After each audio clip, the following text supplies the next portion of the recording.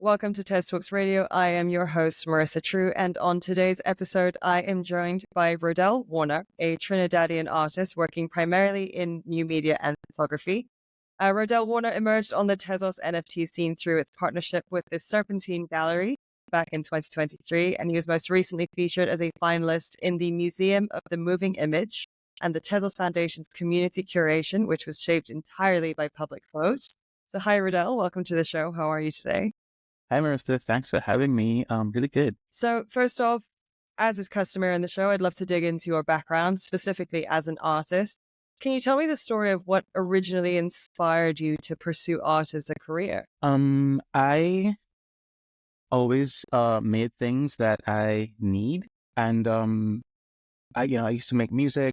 I used to do lots of different kinds of things. And maybe when I was in my very late 20s, I realized that I couldn't do all the things that I want to do. I couldn't make all the things that I want to make. I used to play in a band, and I used to do all of our kind of like graphics for our shows and things like that. I used to make clothes. And having sort of been overwhelmed by the attention, like demand for attention from all these different projects, I sort of realized what I want to do the most and what I feel most fulfilled by and what I'm sort of most motivated to pursue.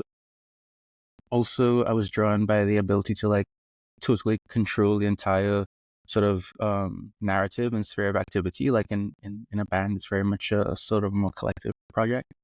Yeah, so when I was around like 23, I remember just deciding very sort of just being very deliberate about pursuing art and kind of not pursuing or not putting energy into sort of other projects and other sort of activities, things I was working on.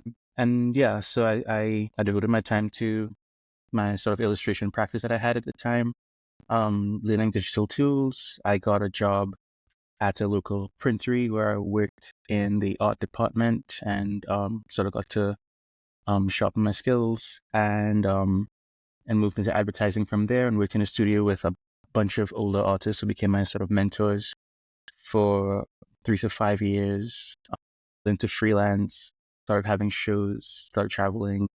And yeah, since that moment where I decided that I was going to focus on art, it sort of like steadily sort of snowballed and people taught me how to make a career out of it. So there's sort of two different streams. One is kind of honing in on the artistic style, I guess you were chasing after, wanting to refine, but also the themes and sort of the artistic voice that you wanted to refine. So how did you shape each?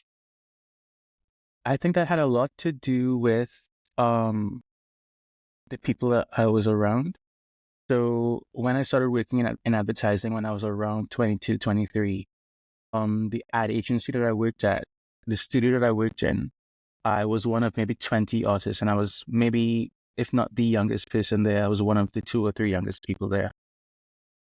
The people who were sort of directing the space, the creative director, the head of writing, of copywriting. These people were like Richard Rollins, who's an artist, a visual artist. He was a creative director. Another sort of mentor of mine, Dave Williams, who was a choreographer and writer, and they were in their early 40s at the time, and were in community with artists and people who were even older. A lot of that during that period, I was making the music I was making, the band I was in, what was a big part of my life, we were making like post-hardcore rock, and we were very focused on sort of the US music scene. And culturally, I was very outward focused, and the group of people I was spending time with were very outward focused and sort of like, in some way, like, I don't know, resentful, or I don't know what the right way, I think the word isn't coming to me right now, but we didn't love the place that we were in. And so moving from the space that I was in before I started working at that agency, which had a lot to do with looking outwards and sort of not,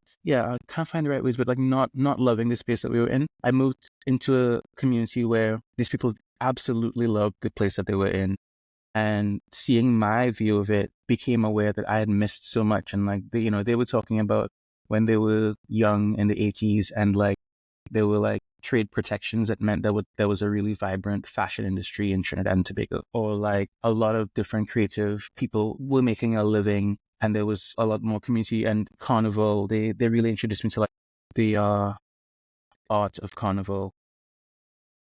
being curious about what they were so excited about, I started looking for this stuff online. I started trying to find archival material to sort of get an image of what they were talking about. Also, at that agency is the first time that I had, like, in my life that I had unlimited access to the internet. In Trinidad and Tobago, during that time, internet was really expensive. At home, I had like a 50-hour a week or 50-hour a month kind of plan, but at work I had like unlimited internet. So I suddenly was in a situation where I was interested in researching the space that I was in and kind of trying to understand where I fit into that and trying to really see it for what it is, outside of just the time span that I knew it in. And that kind of began my interest in archives and archival images and working with those images, and also my interest in looking around and seeing what's immediately around me and how I fit into it. And yeah, I learned so much from those people about just how to be in the world. And I think, yeah, the sort of ethos of their like practices and being the ways that they are in the world, this is the first set of artists that I really, outside of musicians that I spent time with, that I really was sort of living with. I was at work way more than I was at home. So, coming out of that, even in 2021, when I started interacting more with, suddenly interacting with so many digital artists online during the NFT boom, like the beginning of it, because of that awareness that I got from that moment when I started working at the agency in Trinidad, that's what allowed me to kind of locate myself and have the awareness to kind of think of my, recognize that I'm in a moment where I'm joining a new community and like, thinking about what's the history of this community, what's my position in it, what am I doing in it, who else is here, and like kind of looking at it in that way and thinking from that place, and still with an interest in like collections and archives, which is also like sort of an inherent facet of Web3 blockchain. So yeah, thematically, I don't know, maybe it has to do with identity in some big way, my sort of the influence of my mentors. And then what was the other facet that you were talking about? Was it aesthetically that we were thinking about?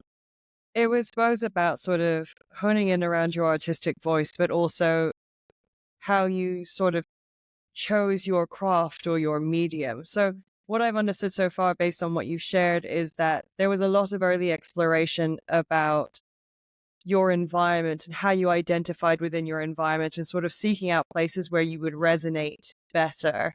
And a part of that was through, different kinds or different forms of mentorship, whether it was at your place of work or whether it was people who were willing to offer their perspective, which I think is very fascinating because I think it takes a lot of introspection to be able to understand yourself in that broader equation, and then seeing how you then extrapolate that outward into, I guess, an artwork that people can relate to or can understand is not necessarily that straightforward. So like, how did you identify the mediums or the forms that you wanted your expression to take so that people could connect with it the same way you wanted them to? Right. All right. So when we're thinking about like mediums, I feel like there was a kind of path that I followed that sort of unfolded on its own out of necessity. So when I was first making images, I used to draw a lot, and I was transferring a lot of my illustrations onto t-shirts. So in order to edit the images, I started using my computer. A friend of mine that I used to make music with put Photoshop on my computer one day when he was putting like Fruity Loops and a bunch of other music programs on there. That's how I got into editing images. Like, a friend just randomly put Photoshop on my family's computer. And so because I'm using Photoshop, I could edit pictures like photographs. And so I started buying stock images so that I could edit my designs and make new things to put on t-shirts. Because I wanted to spend less money on stock photos, I bought a camera so that I could take pictures of the things that I wanted to put on my shirts instead of buying pictures. And I sort of inadvertently fell in love with photography. Really got into lenses, really got into like, perspectives. And like anybody who falls in love with photography knows of that moment where like you just discover the camera as a tool, and you're just exploring what it can do. When I started working at the agency that I worked at, the creative director that I worked with had been a photographer for decades. And there were other people there too who were really into photography. And it's an ad agency, so photos were like a huge part of what we did. There were photo shoots all the time. So photography became a huge part of my life. when I started looking at archival images online, that's photography too that I'm looking at. Um, Online, I also found web artists. Like I also met Ria McNamara, who's an artist and writer, who's based in Toronto, who also has Trinidadian heritage. And we met online because I kept a Tumblr in which I like cataloged all of those archival images from Trinidad and Tobago that I would find online. And it just so happened that Ria was making a series of exhibitions and she was studying niches and subcultures. And one of the subcultures she was studying is web art, like net art. And she introduced me to Lorna Mills.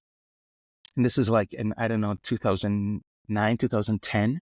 And Lorna was the curator for one of the segments of one of Ria's exhibition series.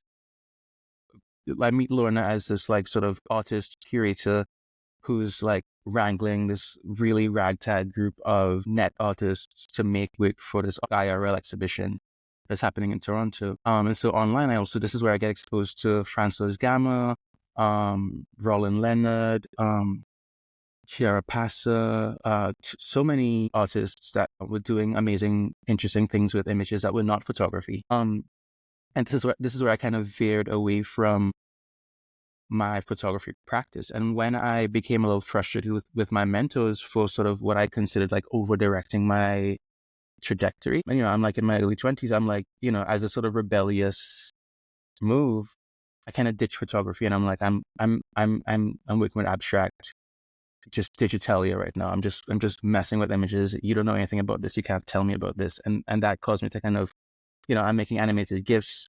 I'm trying to see what I can do with them. And that put me in a different direction. And then, over time, I've just like, picked up tools, watched tutorials and learned different things. In 2017, I was really inspired by an artist called Josephine. I'm going to remember her name in a minute. And she also, mint on Tezos, but she makes 3D models. And I was so inspired by her work that I felt so motivated to learn 3D modeling myself. And it was really difficult to learn Blender, but that's how I got into 3D modeling. That's how I got into Blender. Yeah. And I guess that's, more and more things keep happening, but I see it as a process of like being inspired, finding necessity, and like sort of just moving from step to step, trying to like learn the things that I feel I need to learn in order to produce types of images that I want to produce. And also there's a sort of running into like encountering other artists who are really inspiring and who are doing things that I see that I'm really excited by, and I want to learn how to do what they're doing. And so that drives me forward in terms of technique and tools and things like that too. And then in some way in me, there is a sort of merging of like, my interests as an artist and what I'm trying to do with the images that I'm making. And then also whatever the newest sort of like technical skills or like techniques that I'm interested in or methods that I'm interested in. And yeah, those things come together.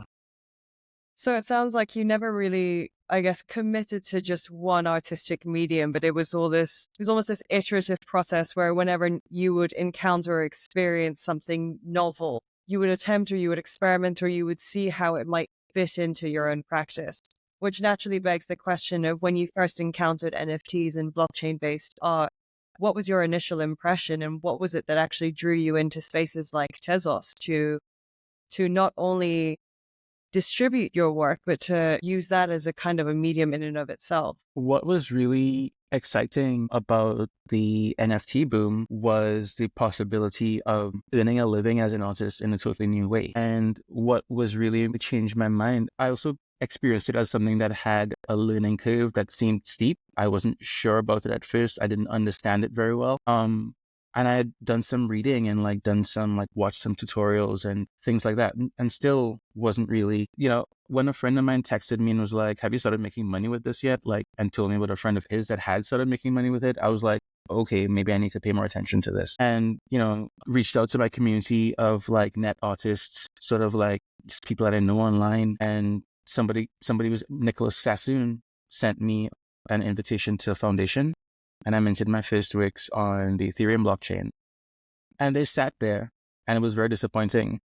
And I didn't know who to talk to, or like, I didn't know how to create. I didn't know what needed to happen to change that. But I was paying attention to other people online who were doing it, including Nicholas Sassoon. And I saw on Twitter that Nicholas was doing something on this other blockchain, and it seemed really strange, and the platform was really obscure.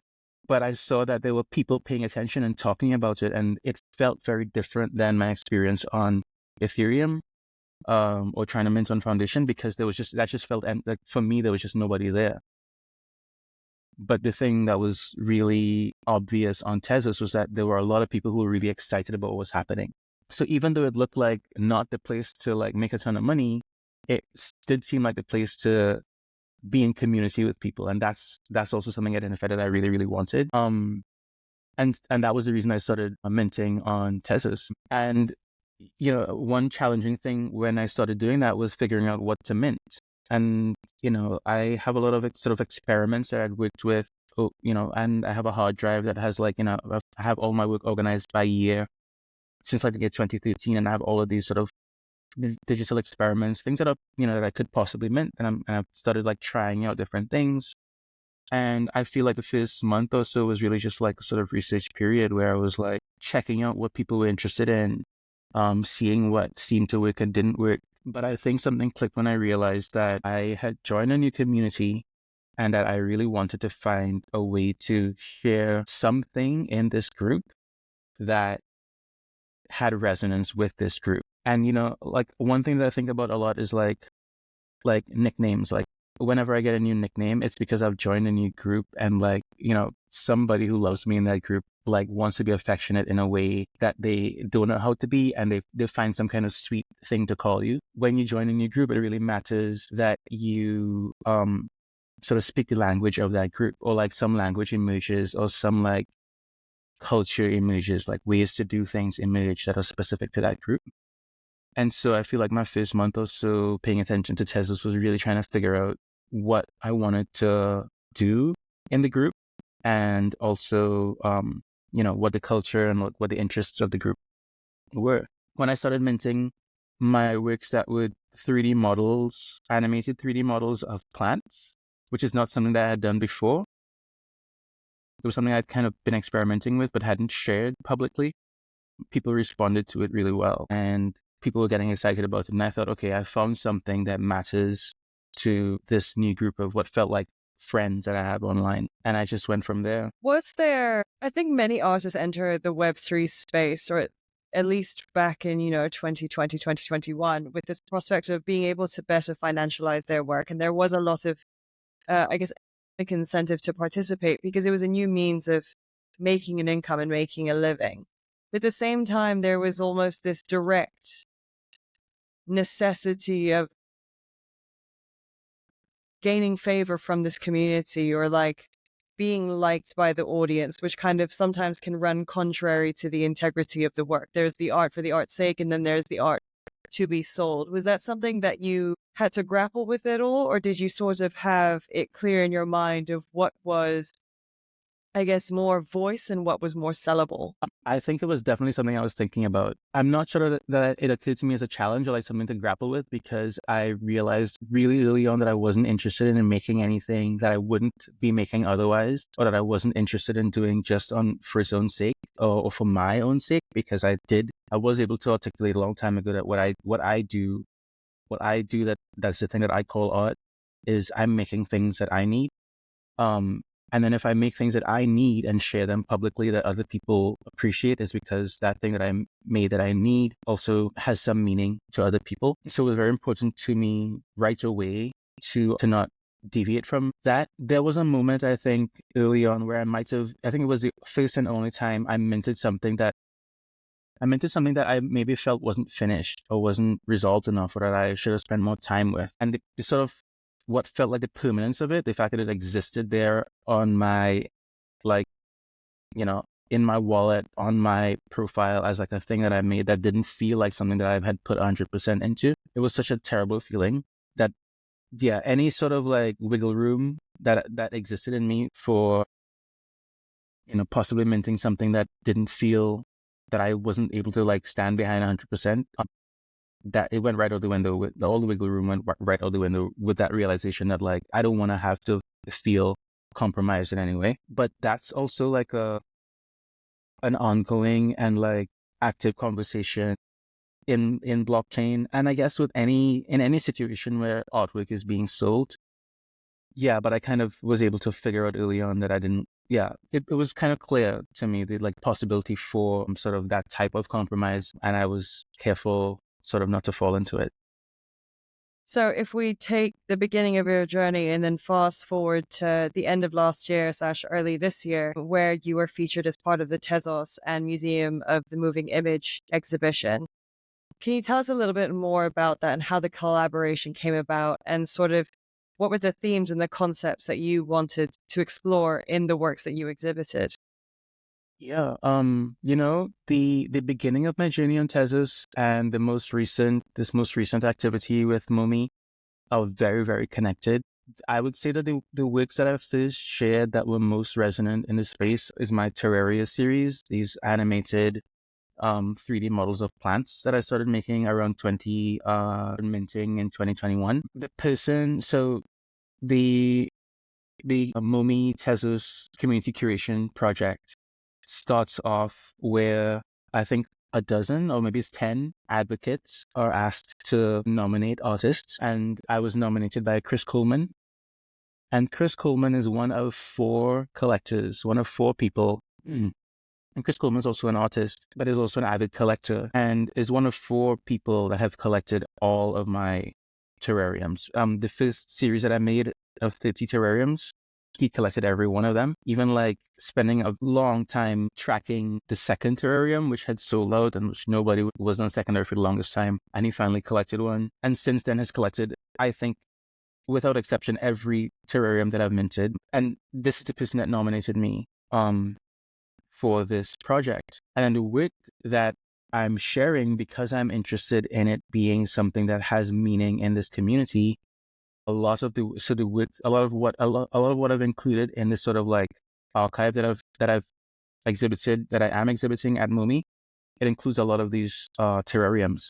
But this project is happening at the Museum of the Moving Image. I am thinking of the history of this organization, like the fact that it has so much to do with, not just current moving image work and artists and practices, but like going back decades. When I visited Momi for the first time in November to test the work and to test the projectors, I saw there were these really old projectors that were in the space that I was working in. Somebody who was working there told me that they were expecting a historian, somebody who's like the preeminent like sort of historian on projectors in the entire world was coming to view these. Like, I don't know how old, possibly like 100 years. I don't know how old these projectors were.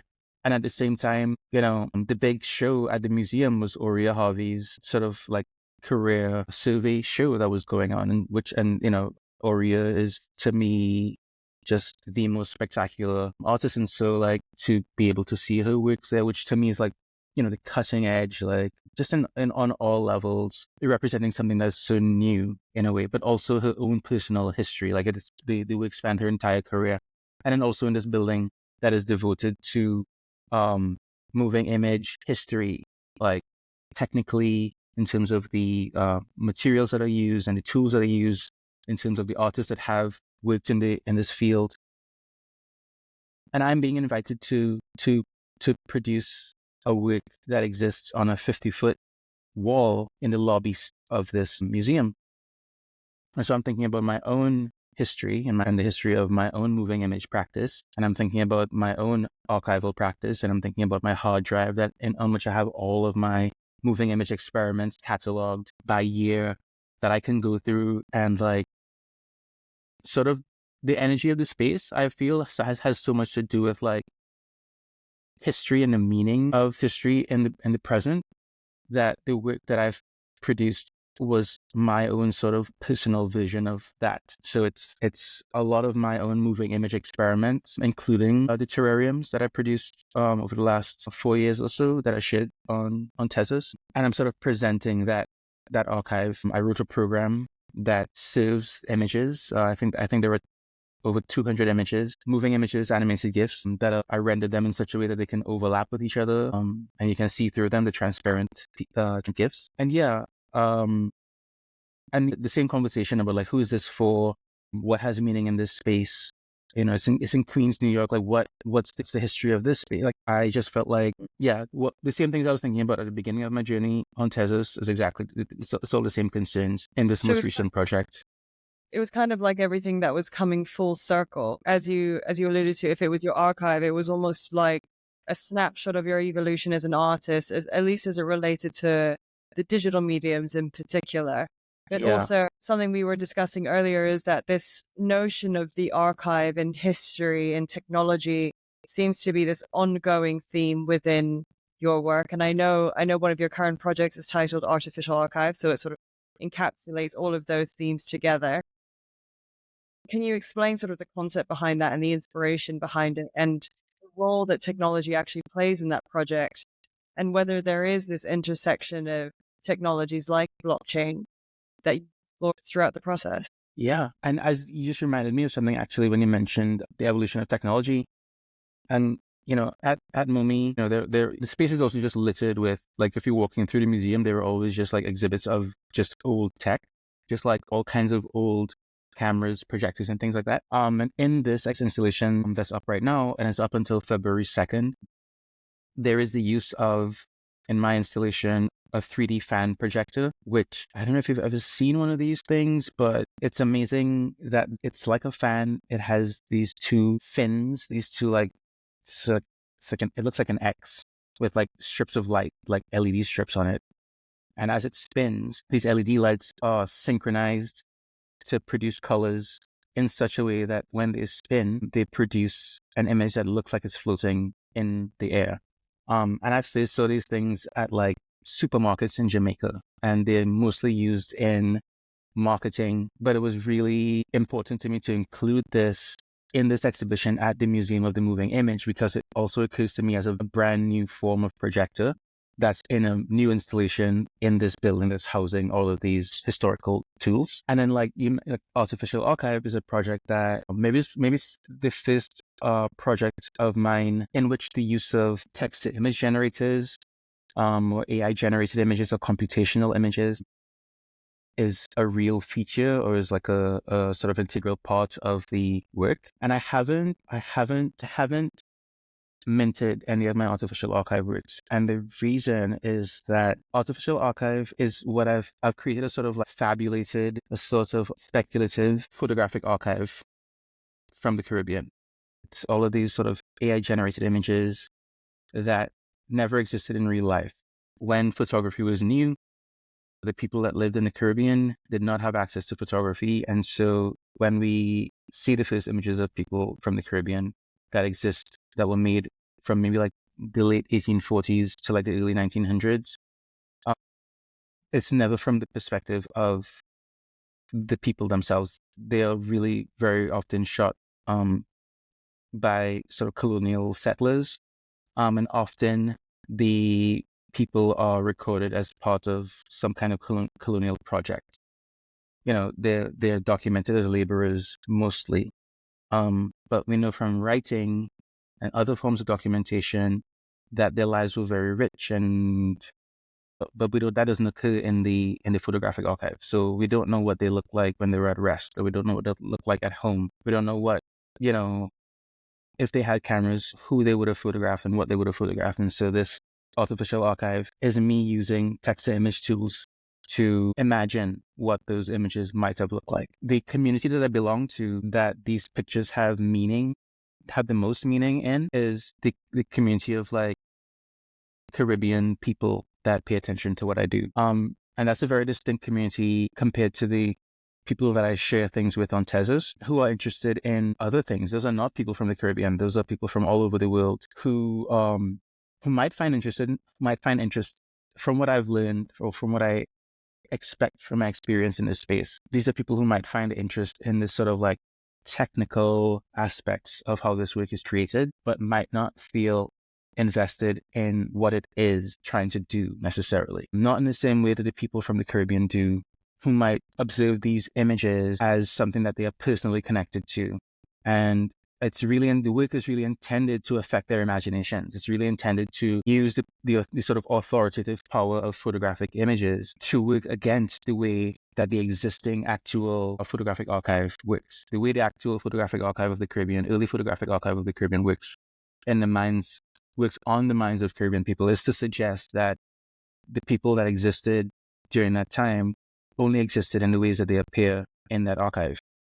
What my project is intending to do is to put new pictures into the minds of the people who that archive is working on so that it can work against the original archive. And that's a whole concern that I don't think most of the people who are paying attention to what I do on Tezos are interested in or would relate to, really.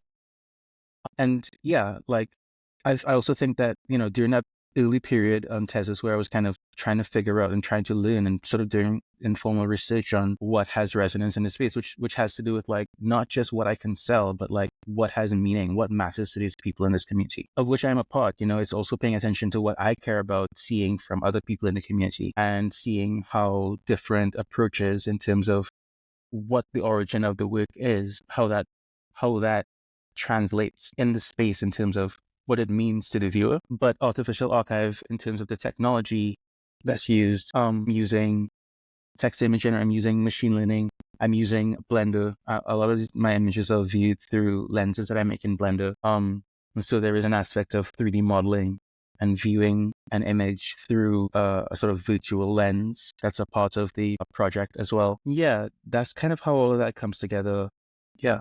It's a bit like it's almost like retroactive archaeology in that you're trying to resurface a history that was never really documented. So it's how can we, I guess, use or embrace our own perspectives as particularly yourself as identifying with a lot of elements of this particular culture and saying, based on practices we've seen evolve today, how can we sort of reverse engineer that and try put ourselves in the position of what it would have looked like through our own lens at that point in time, as opposed to, I guess, a Western observation of a culture that just didn't belong to them.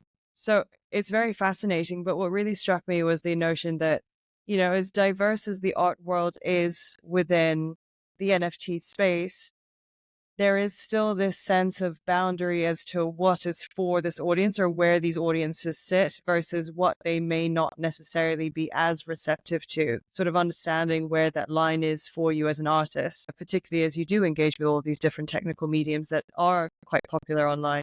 So, as you sort of reflect back on your time in the blockchain space and how it's evolved your practice and how it's influenced your practice and hopefully how you have influenced the medium itself, what sort of insight or advice would you give artists who are potentially exploring it for the first time now, or have yet to really dip their toes into this space, but know that they want to tap into these audiences the way that you have? I think that the thing that I do say to people is that it has so much to do with community. And at this point, maybe always, it has mostly to do with community.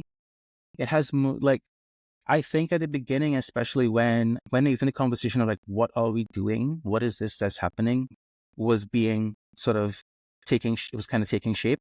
There was a lot of conversation about like, what is a token? Why does it have value? Why does this one have value and this one not have value? And, the people were like, well, also the 10 of us that are thinking about this, 9 of us think that this one over here has greater artistic value than this one over here. Why is the one with lesser artistic value more valuable in this situation? And questions like that point to what I say to people, things that we've learned and things that I feel I've learned, that which is where this, I guess, advice is coming from. And so the thing is that the thing that creates value in the space is the community. The thing that matters is who is paying attention to your work, because the only thing that creates value, in my opinion, from what I've learned in this space, is a sort of collective agreement that the thing that you're doing is valuable. And the way that an artist goes about sharing the value of their work with the community, trying to get people to see what's valuable about it or to determine that it is valuable, that's up to the artist. There are varied methods, but the important thing I think to keep in mind is that what's actually happening is that a group of people who collect these things are trying to, are determining, are in an ongoing process of determining together which ones have value and which ones do not. And that value is really very much based on the conversation around that work that those people are having. And that may be true for like all art, but it's like, if we're talking about these tokens that we're minting, it becomes especially valuable, especially important if you're thinking about trading tokens, because, the thing is that you can make works in whatever medium and share them in whatever way you want to. And for example, my artificial archive works that I do not mint, that I don't share on Tezos necessarily, I still share them occasionally on my Twitter. I share them mostly on my Instagram. There is some overlap. People who know me from Tezos who are interested in these works, maybe for the technical aspect, maybe for the way that it has an intention to like reverse a cultural phenomenon. Maybe they're interested in culture and how that works. Those people can find the work elsewhere, and they do. But I'm not interested in trading tokens related to those works because I don't think that those tokens have particular value in the community at large. I don't think there's a conversation in the community that will value those works. Yeah, the sort of what, because the blockchain is so much about the tokens because the tokens are about trading value and like desire, demand is sort of also an inherent quality of works that we share on the blockchain. Yeah. So what I tell people is it's about the conversation that you create around the work and whether or not, a community of people are going to gather around that work and that conversation and find it valuable. So there's a distinction between your ability to monetize off of your artwork, having the conversation around the value of that artwork, and they are not actually the same thing. And so, as you rightfully pointed out, it's about the conversation that takes place within the community. It's about the notion of social consensus around the value of a given work. And it's about, I guess, ultimately what it stands for in the statement that it makes. But that is entirely separate from the collector or the economic dynamics that seem to take place on blockchain, as you rightfully pointed out. It's been fascinating to learn all of your perspectives and to understand how your artistic practice has evolved over so many years. And it's very exciting to watch artists like you jump into the space of blockchain, NFTs, and Tezos in particular. So thank you so much for your time, and looking forward to see what other works you create and mint on Tezos. Thank you, Marissa. Thanks for having me. I really appreciated talking to you. It's a pleasure.